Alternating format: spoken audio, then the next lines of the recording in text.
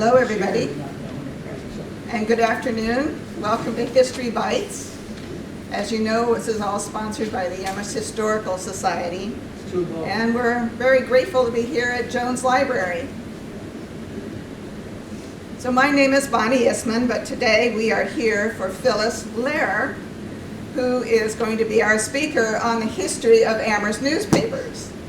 And Phyllis is long known to us as our Amherst reporter. She started in 1977 with the Amherst Record. And she shared the fact that she started with covering the school committees, and for which she was paid $10 for every meeting she attended. I don't think $10 would cover it today, even in the parking costs. Some of these meetings go on quite a long time.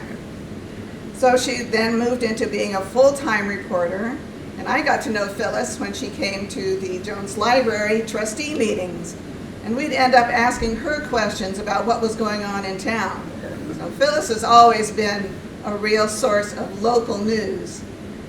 Now, when I opened up the Amherst Bulletin, I always check Phyllis's column first, because that's how I get my local news. I find out who went to where on their vacation. I find out how her garden is going compared to my garden. And if there's a church supper involved, I know to sign up.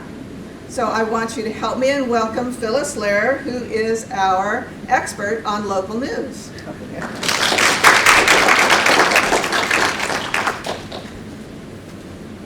Thank you, Bonnie. I appreciate that. There are many thank yous. First of all, to the Jones Library for their hospitality, to Catherine and Jennifer for special collections for sharing some of their photos, and to the Historical Society for hosting these History Bites, which are really, really good. And thank you all for coming. Really appreciate seeing friends in person and live. Now, here is a genealogy of the papers. Beginning in 1844, it's called the Hampshire Franklin Express, the Hampshire Express, the Amherst Record. It had that name way back in 1868. Then the Journal Record, the Amherst Record, and the Amherst Hampshire Record, which was the last paper. Now, the Hampshire Franklin Express was at number 3 Phoenix Row, which is now the site of the subway. And the Amherst Record moved to 8 Phoenix Row above Holland's store.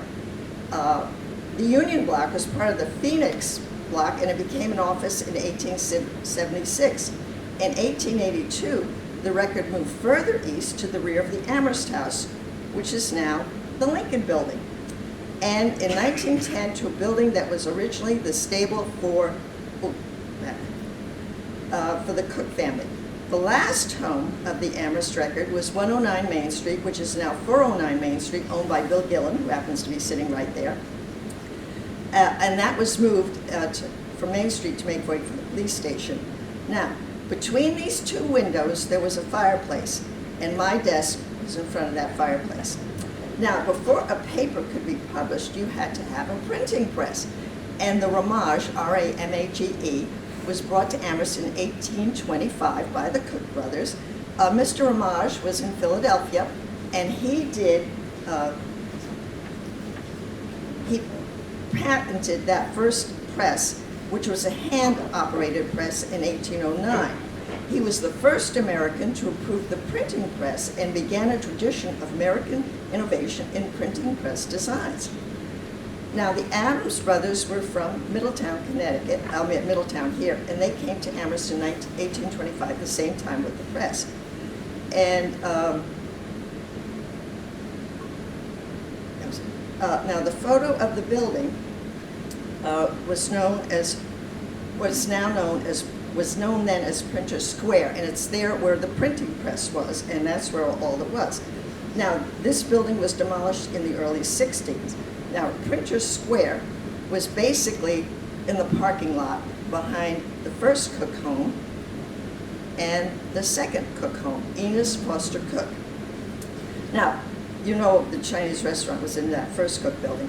Now, this building, if you see the plaque, this was not actually Noah Webster's house. However, it was the approximate location of his house. He lived here and he worked and he printed the dictionary in Amherst. Now, the Adams brothers brought the dictionary's copyright from Webster's executors. They sold it to G&C Merriam in Springfield, and it's still being published there. Now, Enos Foster Cook was a bank president, very active in the community, and he left money for a fountain that bears his name in Sweetser Park, just yards away from his former home. Now, the Adams brothers were very, very active in town. John was a member of the moderator of the First Congregational Church. He was also moderator and treasurer for the town. Charles, his brother, was the first president of the Amherst Savings Bank, and he was also elected to the General Court, which is our legislature. Now, the Adams brothers published the very first paper in Amherst, the New England Inquirer, spelled with an I. It debuted in December 1st, 1826. It cost $2 per year, and the paper would, quote, devote considerable space to national politics trammeled by no party prejudices and influenced by no sectional interests.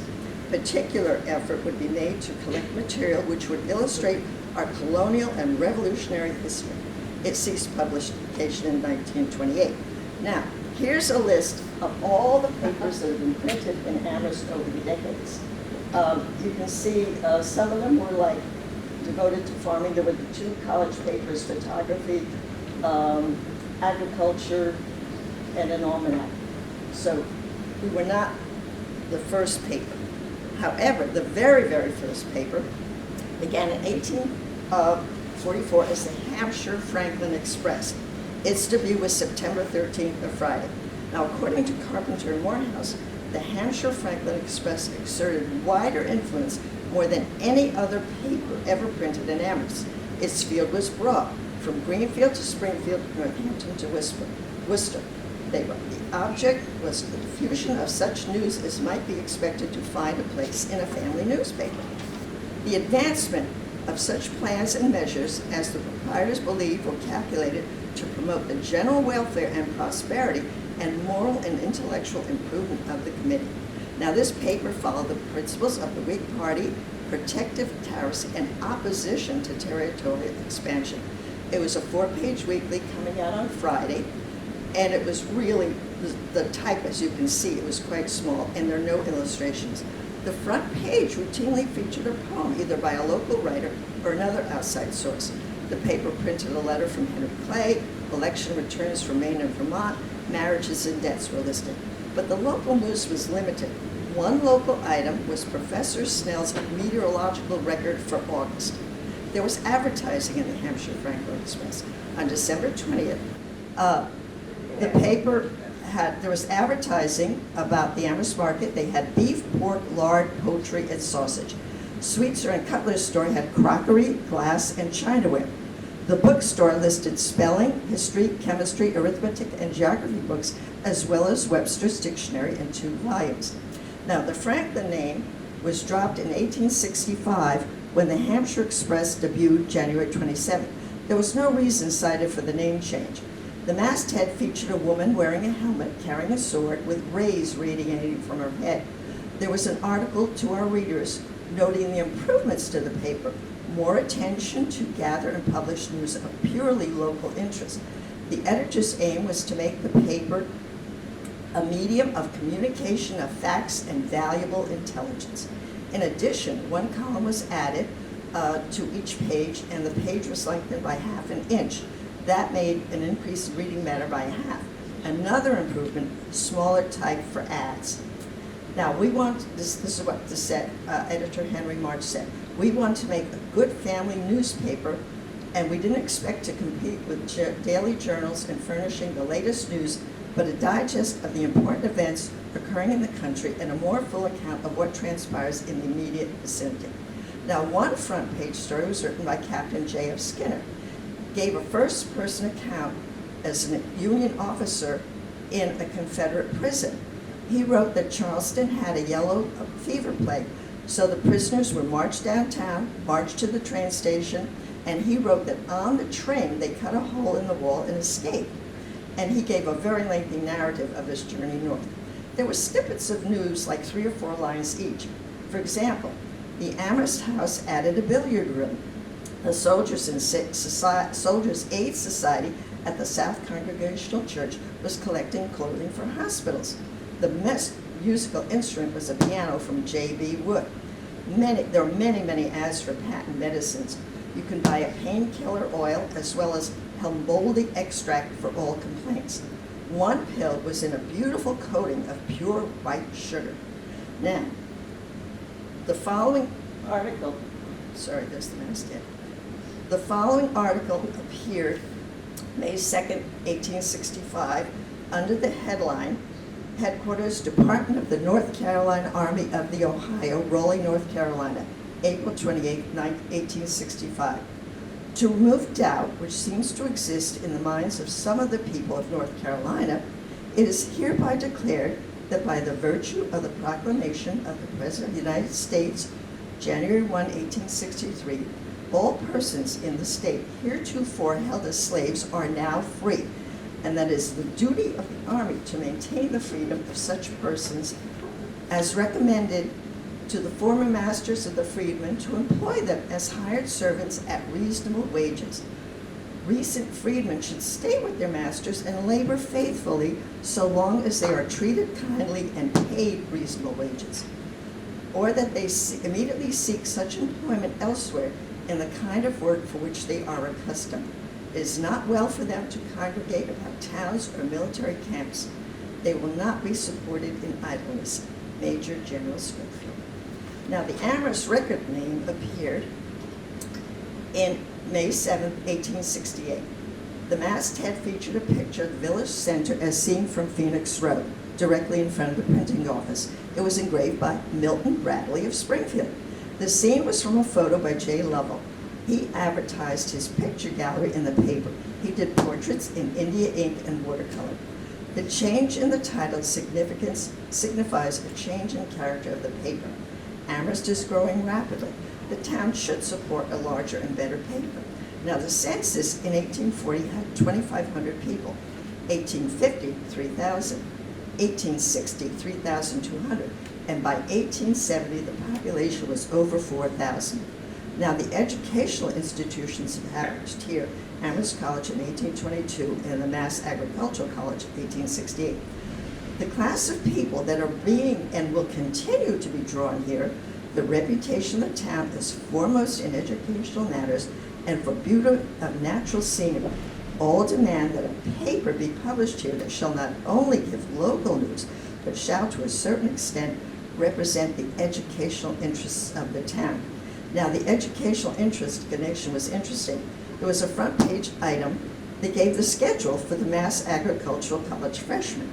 6:15 was the bell for breakfast, 8:15 prayer, 8:30 recitation, 9:30 lessons in English composition, 10:30 lessons in military tactics. Now, the list of books and magazines in the paper included Harper's Weekly, The Atlantic, The Nursery. Now, one book by Sylvia Adrians is a novel good to read, we guess, not having read it. Now, President Andrew Johnson was considering running for governor of Tennessee. He has no thought of retiring from public office. He feels full of vigor and would like a little more time before retirement from politics. Now, in April 1890, Edward Carpenter and Charles Morehouse took over the paper. Their leadership lasted the longest time, 44 years. Carpenter was the jobber and the printer. And here's an example. As you can see, Printing House Square, Amherst, Mass. Here's another one he did. And there's the Palmer Block. This is now the site of Town Hall. And if you notice, the price of the paper is $2. It was the same price in 1826. Didn't go up. Now, just this morning, Cinda Jones sent me 2 photos of bills from Carpenter and Morehouse sent to W.D. Coles. As you can see, that's 1903. And there's for postcards that were printed by Carpenter and Morehouse on Cook Place. Now, Morehouse, here he is, was called Fred because his name was Charles Frederick Morehouse. In a souvenir history of the paper printed for the bicentennial in 1959, Morehouse was described as showing intelligence in his writing. His analysis was clear and expressed himself directly and incisively. His style was straightforward and colorful and fluent, his mood earnest, humorous, sardonic, and scathing. He was consciously leaving a written find on which future historians might vivify the story of Amherst. Now, Morehouse was born in Darien, Connecticut in 1859. He learned the printer's trade in Vineland, New Jersey. He visited his sister in Amherst and stayed. And this is his home on North Prospect Street, which is still there. Now, according to Frank Prentice Rand, Morehouse enlivened the paper with personal news in abundance, shrewd editorial comment about national affairs, and tidbits of acrid wit. Dogs, the weather, and Democrats were his pet peeve. The Record was independent but Republican. The paper had ads on the front page in the first decades of the 20th century. In 1907, columns of local news featured snippets about residents. One person ran from town after spending the winter in California. The Baptist minister left to take another post. The high school was presenting a variety show. Pineapples were available at Cutler's store for 5 and 10 cents. And the Buffalo Bill Wild West show was in Springfield. In 1917, the news of President Woodrow Wilson asking Congress to declare war was on page 2. There was no byline. Wilson asking Congress, he said, the quote, "If the forces of autocracy can divide us, they will overcome. If we stand together, victory is certain, and the liberty which victory will secure." An ad called for war bonds. Residents were supposed to bring $10 to the First National Bank. The Red Cross was looking for members. 900,043 and 144 were in the armed services in 1917. All were volunteers. Draft dodgers will be prosecuted, according to the paper. In September 1927, expenses for the Amherst taxpayer will be less than $151,000 total for in-school enrollment that numbers 1,355, which would seem something more than liberal. Then there was the question about a proposal to build a costly addition to the high school. And the paper said it's time for Amherst taxpayers to protest spending more than they could afford. Now, a National Geographic feature on prosperous Puerto Rico, and Porto was spelled P-O-R-T-O, and said this, quote, "The story of Puerto Rico's rise to prosperity and well-being under Americans' direction of its affairs constitutes one of the greatest romances of government in modern times." Now, the front page story on January 11, 1933, was the sudden death of former President Calvin Coolidge, who was found on the floor by his wife, and several columns of paper devoted to his life and career. And there was this note that E.S. Puffer of Northampton, Amherst, built a 120 by 80-foot ice house at Golden Gate Pond. It would hold 10,000 tons of ice. Another feature of the paper listing everyone who was born and died in 1932, and the entire town warrant was printed. Carpenter died in 1933, Morehouse in 1934. Now, between 1934 and 61, there were several owners of the paper, and there was a competitor. The Amherst Journal was published by Ham Newell, who owned a printing business, which still exists on University Drive. And the Journal debuted September 13th, which was a Friday in 1946. The Journal is, quote, "dedicated to present weekly to the people of Amherst and its vicinity a well-balanced news picture of the community." The article said there are 4 groups in town: faculty and staff at Amherst College and Massachusetts State College, farmers who till 13,000 acres, storekeepers, services, and businesses, and the professionals who administer to the other 3. Now, quote, "We will back good government without regard to party label. We will dig out all the facts in a controversy so that the best solution can be made." Now, the front page of the first edition included congratulations from Senator Leverett Saltonstall, Governor Maurice Tobin, Lieutenant Governor Robert Bradford, State Senator Ralph Marr, and William Dwight, the managing editor of the Whole Transcript. The first page also included an item about Ray Stannard Baker, whose house is still on Sunset Avenue. He had died earlier in July, and there was a service for him at the Jones Library Auditorium. Now, in 1952, Allen Miller took over the Journal from Newell. In 53, Miller joined the two papers when he bought the Amherst Record. The Amherst Journal-Record came out on a Thursday. In March 1954, the Journal-Record featured a wedding photo on the front page. Mary Freeman, who had lived on Amity Street, was on the 1952 Olympic swimming team. She married Jack Kelly of Philadelphia, who was also on the 1952 Olympic team. Jack Kelly had a sister named Grace, who married a prince, and their son attended Amherst College. And there was another note. Charles Green retired after serving as the Jones Library librarian for 33 years. In 1957, David and Janine Stryker took over the paper. In 1961, Michael and Polly DeSherbinen bought the paper from the Strykers, and they also happened to move into their house on Triangle Street, which is still there next to the Women's Club. Now, Mike attended Dartmouth College. He worked at 4 weekly papers in Vermont that shared the same insides but different names and front pages.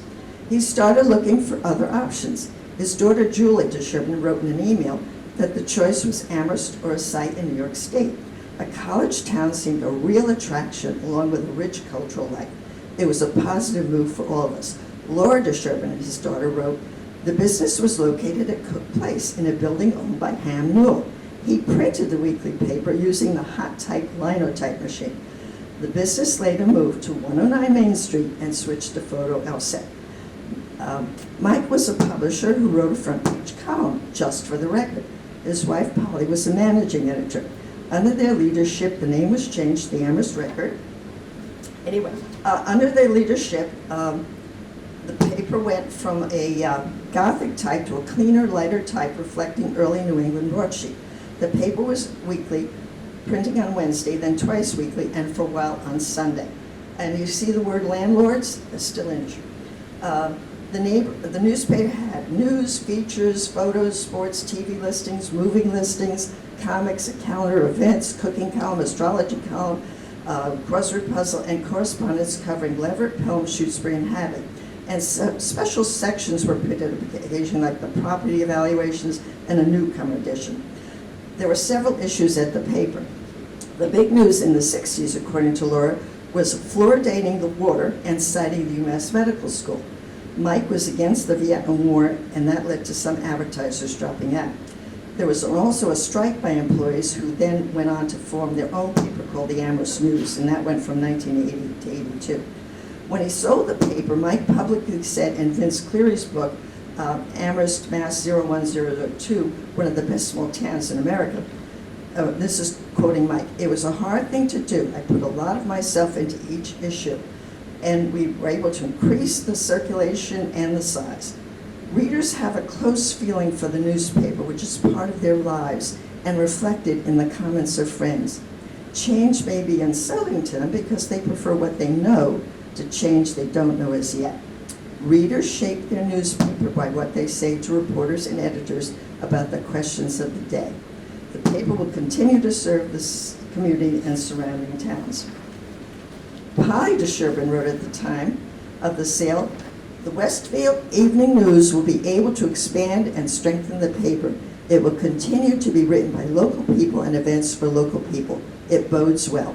Polly went on to UMass and earned a degree and became a counselor. Mike did editing in New York.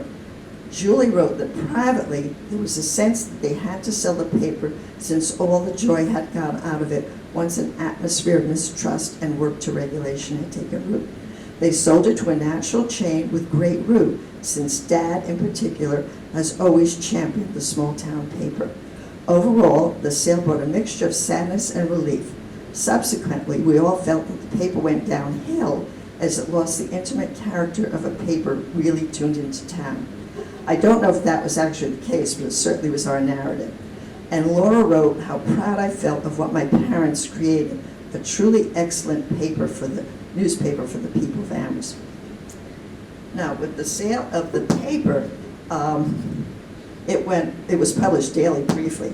David Schonsberg bought the paper in 1983 from All Britain Communications. His family owned papers in Louisville, Kentucky. He was a publisher in Washington, D.C., Malone, New York, and he came to Amherst from the Eagle Times in Claremont, New Hampshire. The purchase included the Campus Connection paper geared to the student population. His thoughts about buying the paper, quote, "It's the greatest opportunity to own your own paper. You can do the things that need to be done without asking anyone's permission. You don't have to play the corporation game." The paper's end was not printed in the Record in 1984, February 14. Instead, it was on the front page of the Hampshire Gazette in a story reported by Wesley Blix, and I have a copy of that on the table. Now, Carpenter and Morehouse wrote, "For many years, the proprietors of the Amherst Record have been engaged in the collection of material relating to the history of the town of Amherst. This was done at first with no settled purpose of writing and publishing or historical work, but with knowledge that such materials of value and should be preserved." And then Frank Prentice Rand wrote, "This paper, under one name or another, Our Weekly, has served a discriminating public for well over a century. It had its ups and downs, varied in format from time to time, shifted its emphasis from national news to local and personal, and from then to local features so far as the town of Amherst is concerned." Now, what is a paper? It's people. People write, the editors, reporters, publishers, owners, the people who do the ads, the people who sell advertising and circulation, and the people who deliver the paper, and the people who sell it. And the paper is people. It's us. We are in the paper, our comings, our goings, births, deaths, marriages, anniversaries, our highlights, our adventures, our achievements.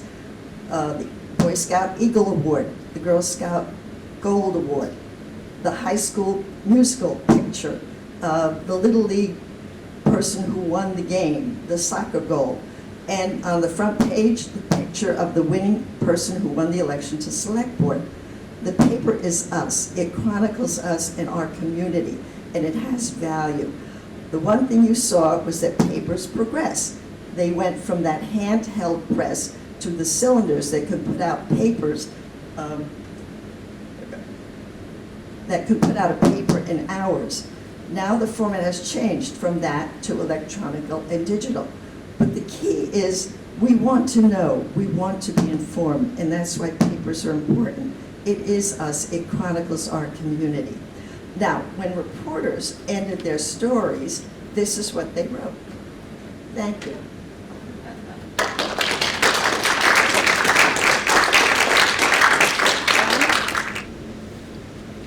Phyllis, I'd like to know your thoughts about the future of the digital newspapers.